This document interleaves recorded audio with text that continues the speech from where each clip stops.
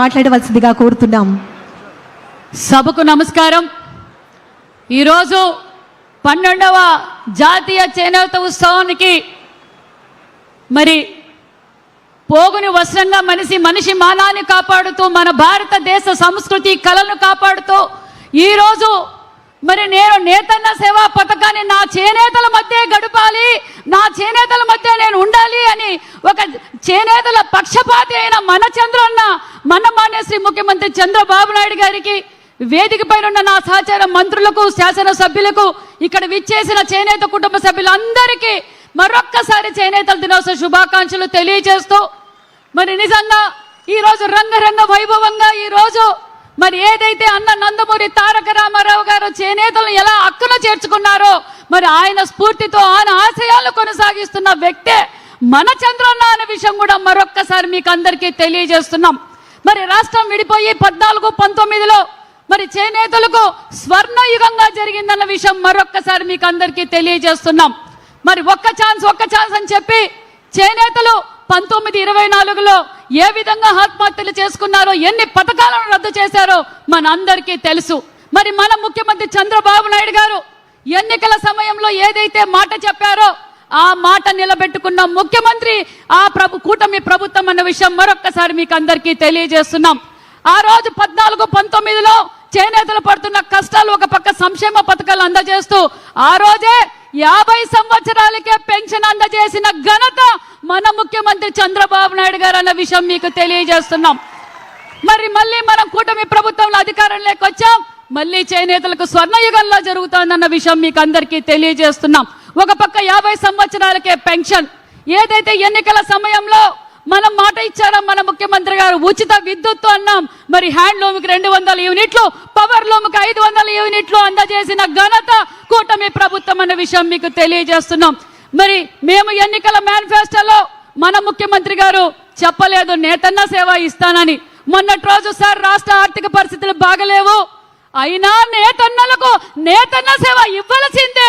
ఎంతమంది అర్హులుంటే అంతమందికి నేతన్న సేవ మీరు ఇవ్వండి. నేతన్నలు పడుతున్న కష్టాలు నాకు తెలుసు.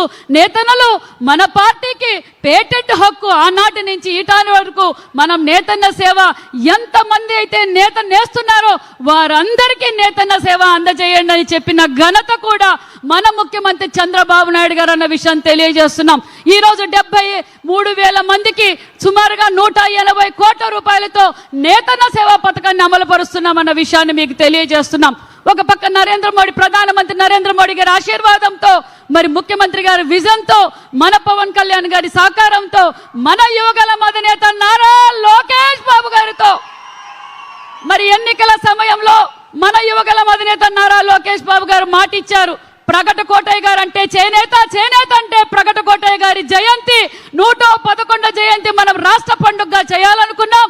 మరి రాష్ట్ర పండుగ ఏదైతే చిరాలలో మొన్నటి రోజు రంగ వైభవంగా వారి కుటుంబ సభ్యులతో మనం ఈరోజు ప్రగట కోటయ్య గారి జయంతి కూడా చేసుకున్నాం. అంతేకాదు మంగళగిరిలో ప్రగట కోటయ్య గారి శృతివనం 10 ఎకరాల్లో 10 కోట్లతో ఏర్పాటు చేస్తున్నారు మన యువగల అధినేత నారా లోకేష్ బాబు గారు అన్న విషయం కూడా తెలియజేస్తున్నాం.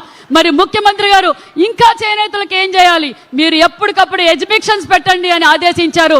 దానితో పాటు మరి గ్రామీణ స్థాయిలో ఉన్న చేనేతలకు స్కిల్ డెవలప్మెంట్ ఇవ్వండి, మోడర్న్ డిజైన్స్ అప్గ్రేడ్ చేయండి అనే ఉద్దేశం కూడా మరి మేము ఇవన్నీ చేస్తున్నాం సార్. నిజంగా చేనేతలు చాలా హ్యాపీగా ఉన్నారు సార్ ఈ విషయం అని తెలియజేస్తూ మరి ఇక్కడ ఒక పక్క సంక్షేమ పథకాలు, ఒక పక్క అభివృద్ధి కార్యక్రమాలు, ఒక పక్క పరిశ్రమలు తీసుకొచ్చి ఈరోజు భావితరాల భవిష్యత్ కోసం ఒక మంచి పునాదులు వేస్తున్న ముఖ్యమంత్రి గారు మన చంద్రబాబు నాయుడు గారు అని కూడా తెలియజేస్తూ ముఖ్యంగా నా సోదరి మనకు తెలియజేసేది ఒకటే, ఒక పక్క సూపర్ 6 పథకాలలో మరి దీపం 1 తెచ్చింది చంద్రన్న, దీపం 2 తెచ్చింది చంద్రన్న. అంతేకాకుండా ఈరోజు ఉచిత సిలిండర్లు ఇచ్చాం, శ్రీశక్తి పథకం ఇచ్చాం. దానితో పాటు ఇంట్లో ఎంతమంది బిడ్డలుంటే అంతమందికి తల్లికి వందనం అందజేశాం, అన్నదాత సుఖీభవ అందజేశాం. అంతేకాకుండా రాష్ట్ర వ్యాప్తంగా అన్నా క్యాంటీన్లు ఏర్పాటు చేసిన ఘనత మన ముఖ్యమంత్రి మన కూటమి ప్రభుత్వం అన్న విషయం కూడా తెలియజేస్తూ మరొకసారి మీ అందరికీ 12వ జాతీయ చేనేతల దినోత్సవ శుభాకాంక్షలు తెలియజేసుకుంటూ thank you very much sir. ధన్యవాదములు తెలియజేస్తూ ఉన్నాం మేడం.